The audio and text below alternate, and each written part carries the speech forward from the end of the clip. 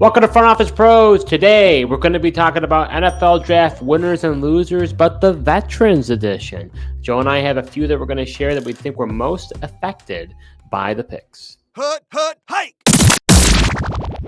All right, Joe, so why don't you start us off? Who do you got as your first winner? First winner is going to be quarterback Aaron Rodgers of the Jets. Not only did he get a new toy to play with in Malachi Corley, who considers himself the Yak King, but the Jets addressed the offensive line position at their first round pick with offensive tackle Fashanu out of Penn State.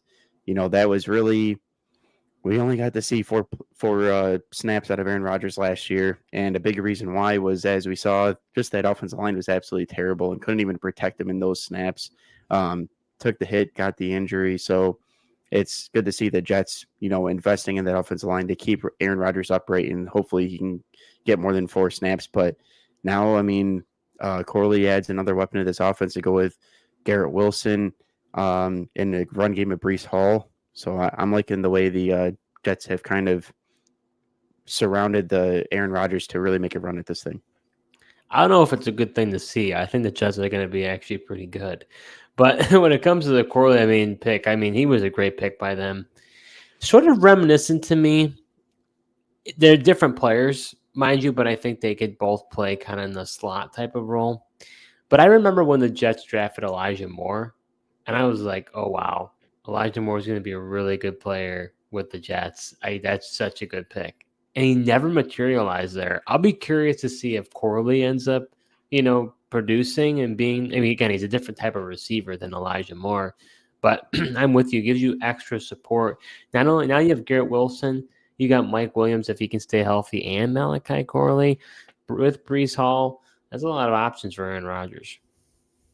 Yeah. Unfortunately, I just don't see Mike Williams staying healthy. I think his track record has just shown that he can't, and be curious to see how his health kind of plays with how bad the turf is at MetLife Stadium as well.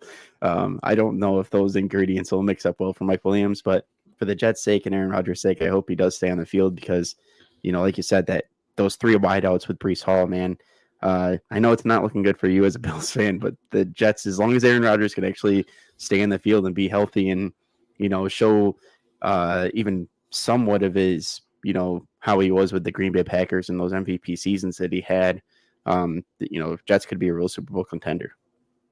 Yeah, on paper, they look great. They look really, really good. And I think the thing is, will he stay healthy? How does he come back from that Achilles injury? He's an older guy. It seems like players more and more are being able to come back from Achilles. We see how's Kirk Cousins going to return from it. So right. It'll be really interesting to see how that shakes out. Yeah, I was just happy. It's just nice to see the Jets, go in free agency. They got, Tyrone Smith over there. And then they also, like I said, draft Fashanu in the first round as well. So just bulking up that offensive line, and really trying to make an effort to keep him healthy this year. So my first winner is going to be running back Zamir White of the Las Vegas Raiders, former 4th-round pick. In the 4 games that Zamir White played for Josh Jacobs this past season, he averaged 21 carries, 99 rushing yards, and had a touchdown in that span. They didn't draft a running back. I thought that the Raiders might, and they didn't. I'm sorry. They did draft a running back. They drafted Dylan Lobby, but I'm not.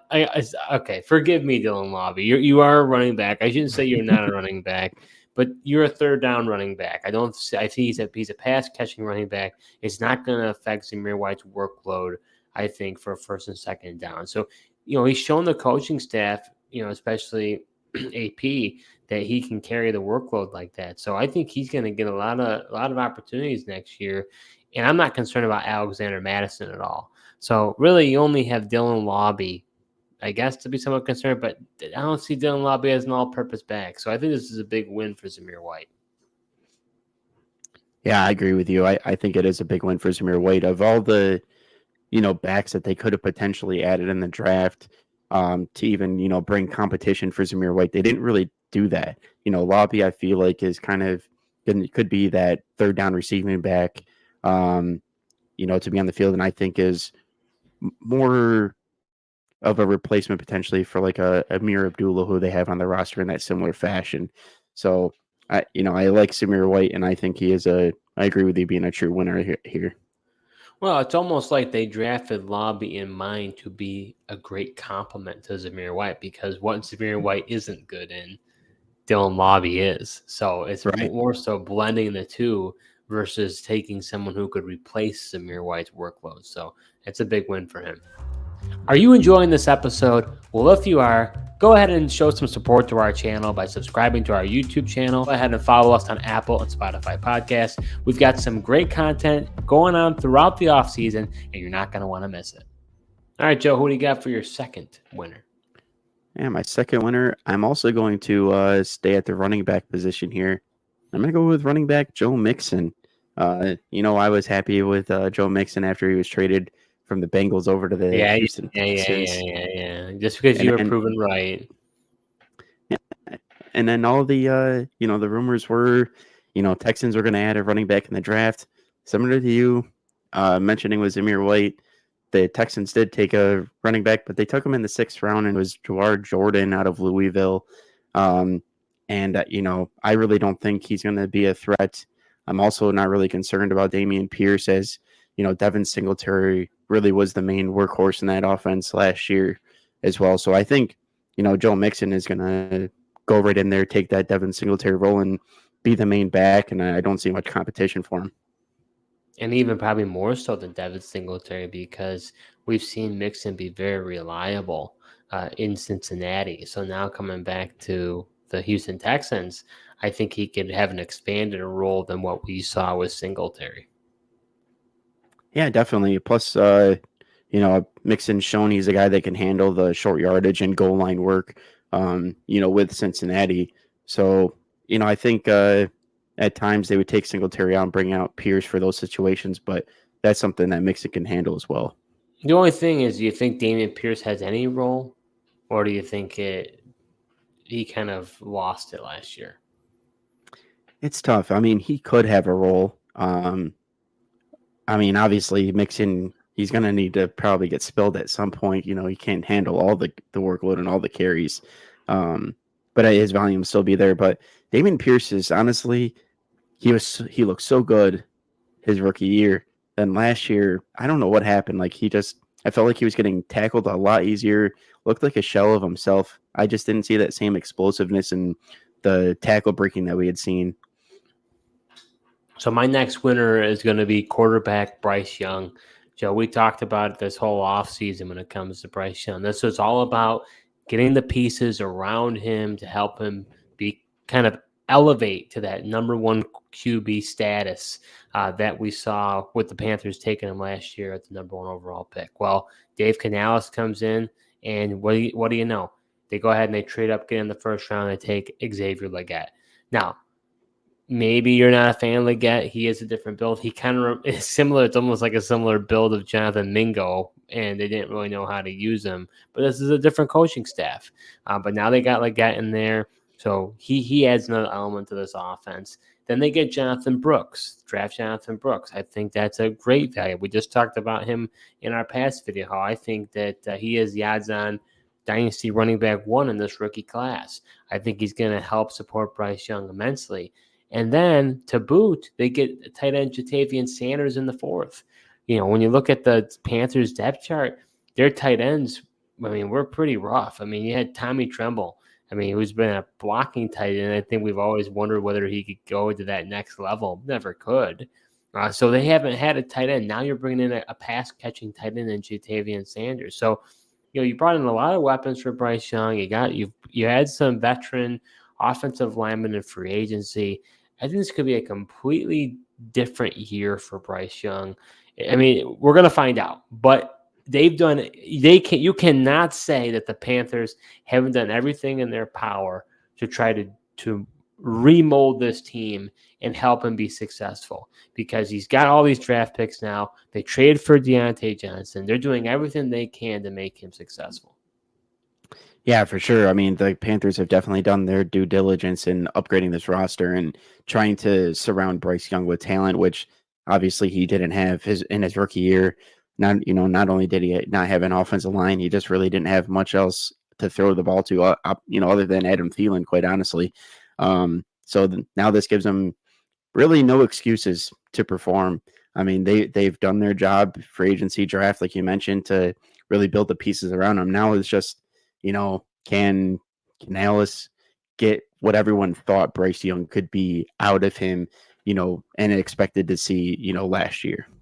I mean, I'm excited to watch him, to be frank. I think it's going to be exciting to see how all these pieces gel together. I really liked Bryce Young. He was my number one quarterback ranked in the draft class last year. I really thought he was going to be very, very good with that coaching staff. This is a different coaching staff. This is a new era, right? We're out with the old and Frank Reich, in with the new. We saw what Canales has done with the likes of Baker Mayfield, Geno Smith, or not, I don't think it was Geno Smith. It might have been just Russell Wilson and Baker Mayfield. But even yet, I mean, he's done a great job.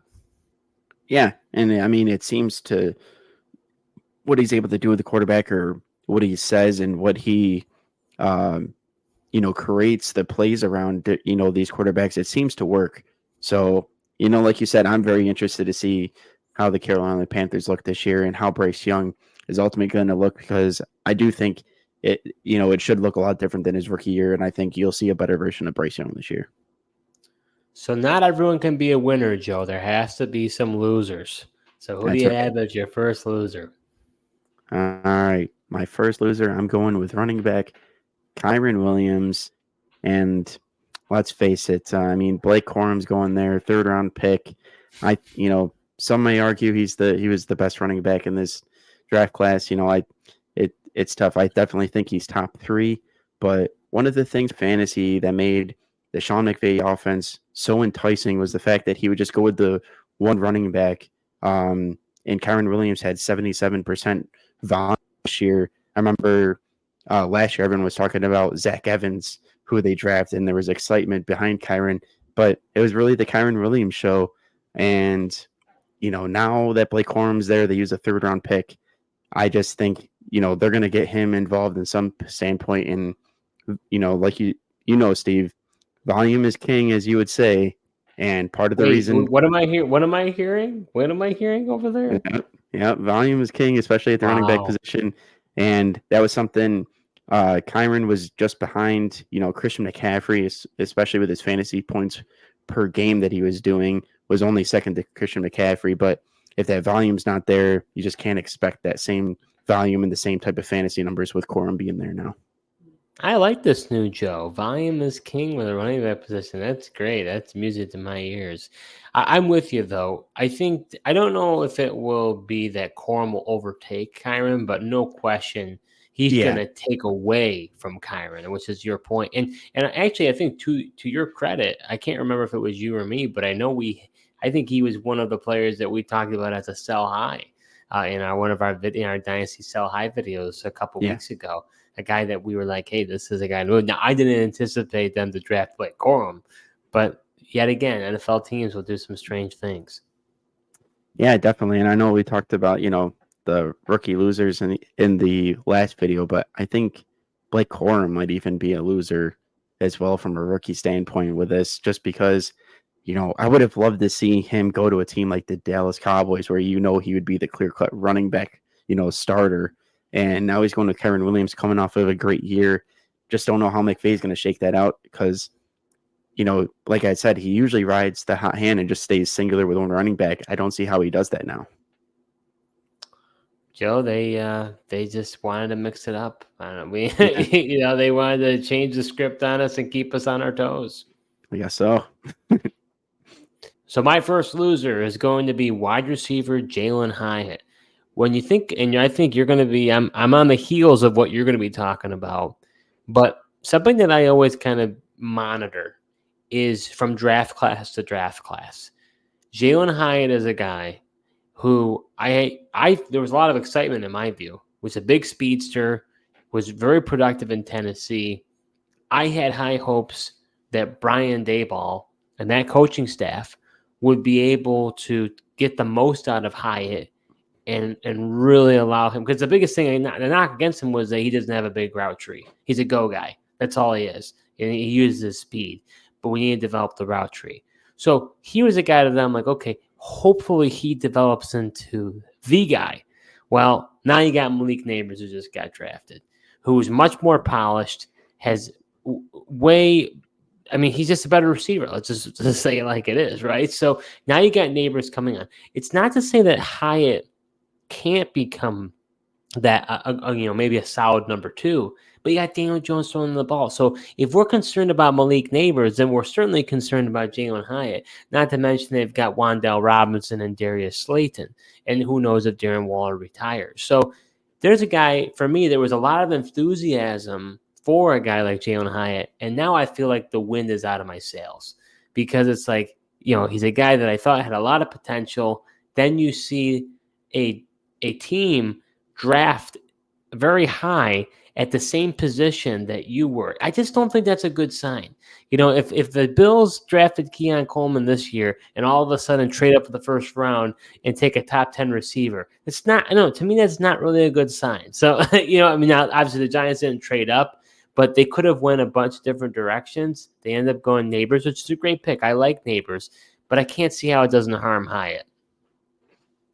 Yeah, I mean, it like you said, I mean, whenever wide receiver, we talk about, volume and, targets for wide receivers, and you just add another person that's taken out of that pie, right? I mean, you're just bound to get less. Everyone is. And like you said, I mean, I was excited about Jalen Hyatt as well last year, just because you saw what he could do with his speed and, thought with an offensive coach like Dayball, he could figure out how to get this guy, how to use them and get, like you said, the most production out of them. Curious to see, if they still can. Maybe, the tough part is, I do agree with you. Like, Neighbors is not good for Hyatt, but I almost wonder if maybe some of those other guys are affected because Hyatt's probably still more talented than the, Darius Slayton and the Wandale Robinsons of the world that they have on the roster. So just curious if it's those guys who ended up getting impacted more than Jalen Hyatt might. It's possible. I just think from a dynasty perspective, if you drafted Hyatt hoping that he would blossom into something, this is definitely a little bit of a gut punch. Yeah, it definitely is a gut punch. And like you said, I mean, I also don't really have faith in Daniel Jones being able to, make 2,000-yard receivers or just make two guys fantasy relevant in that offense. I think that could be tough for him. Well, I think you're going to be talking about another gut punch for another team that's going to be a loser here. Yeah, so my second loser is, I'm going to go with tight end Michael Mayer. And like you said, I mean, I think a lot of people in dynasties were taking this guy end of the first round, even maybe early second round last year in drafts, and thinking that he was going to, everyone was calling this guy the baby Gronk. Had high expectations for him. Now with Brock Bowers coming there, I'm really thinking Mayer is really just going to take the backseat to him and be the blocking tight end for the Raiders at this point. I think there's still room for them to run the two tight end sets, but you didn't draft Brock Bowers to block most of the time. So I think, and that's what Mayer is, a good blocking tight end as well.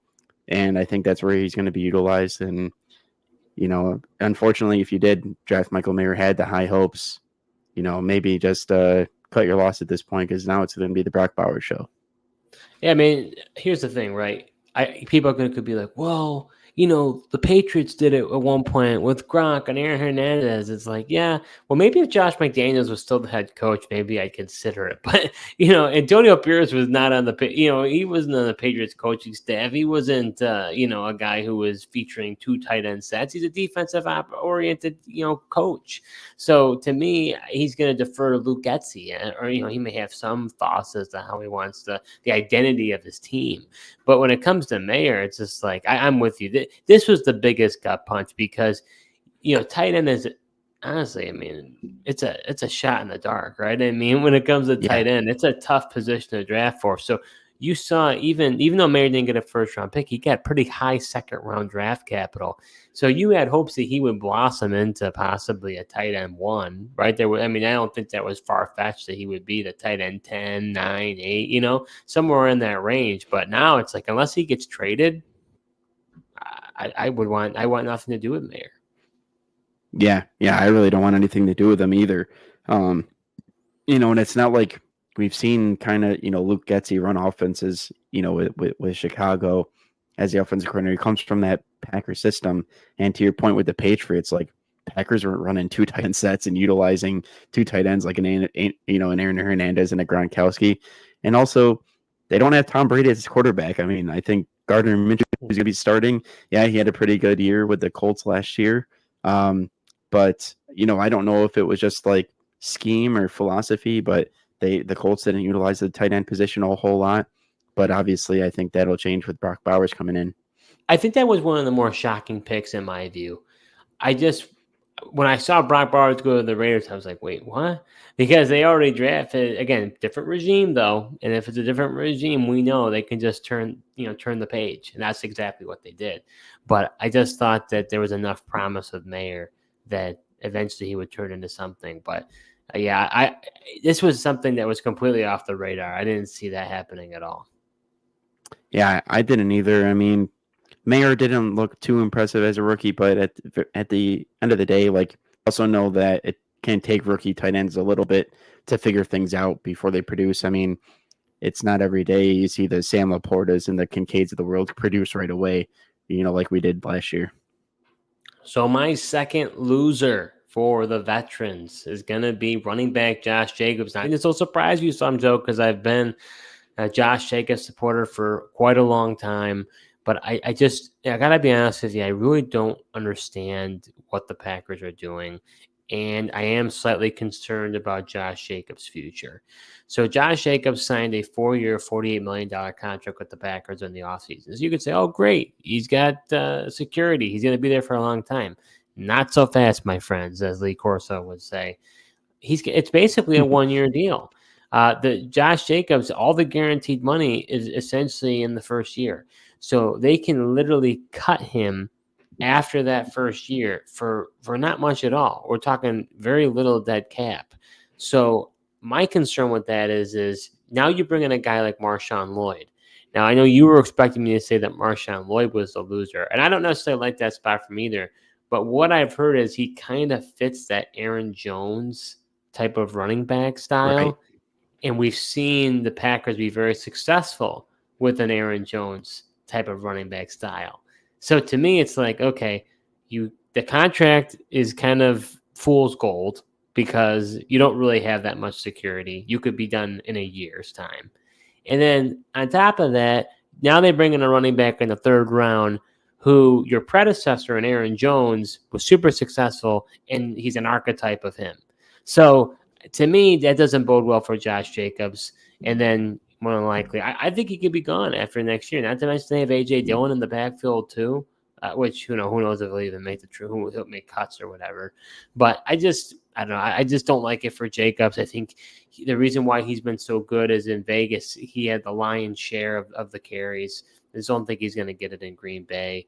If I'm a Jacobs owner, I'm not happy about what's going on. Yeah, I think that's fair. I mean, I'm not as, I think Jacobs this year still going to be a productive player, and I think he will still get the majority of the carries for the Packers. But, that being said, I feel like they like to use multiple backs. I mean, even Aaron Jones it took the last few weeks for him last year to like really increase a bigger bump in percentage of the carries. And even as effective as A.J. Dillon was last year, Dillon was still getting some touches for whatever reason. But I think at least Jacobs is a tough guy for Dynasty to evaluate because I think he's got a chance to be good with the Packers for this year. But then, like you said, if the Packers do move on for him because they took, Marshawn Lloyd in this draft, where does he go? And, and depending on where he goes, like, how does that impact his Dynasty value? And at that point, he'd be 27 years old, where you're starting to get to the point where running backs end up getting discarded unless you're a Derrick Henry or. Which is why I think the Packers went ahead and drafted Marshawn Lloyd in this draft. I mean, kind of, get a younger back on your roster. I just feel bad for Jacobs because I feel like it was catch 22. Like you get a big contract. I feel bad for him though. Why? Because he's getting paid all that money? No, because he chose to sign that contract. I mean, no, I know. he was a free agent. Like, if he didn't want to sign, he very well knows how that money was assigned. And even though it says 4 years, it probably is just a 1 year deal. We saw other running backs. When Swift went to the Bears, that was a pretty similar contract, and like Jacobs has been far more productive than him. Yeah, no, I know it. I don't get it. So, Yeah, we'll see what happens with Jacobs, but I mean, had Marshawn Lloyd not been there, I wouldn't have been drafted. I might not have been as concerned about it, but, just based on a lot of the similarities between him and Aaron Jones, I think it's concerning. yeah, I could see it. I just think they needed a better plan going forward. And I still think Jacobs could have a very good year this year with the Packers. It's just a matter of, for Dynasty, what happens in the future. So that does it for our NFL Draft Winners and Losers, the Veterans Edition. Well, if you thought that we were done with winners and losers, we've got one more for you. We talked about rookies in our last episode, veterans this episode, and the next one's going to be about IDPs. You're not going to want to miss that. Thank you so much for watching, and until next time.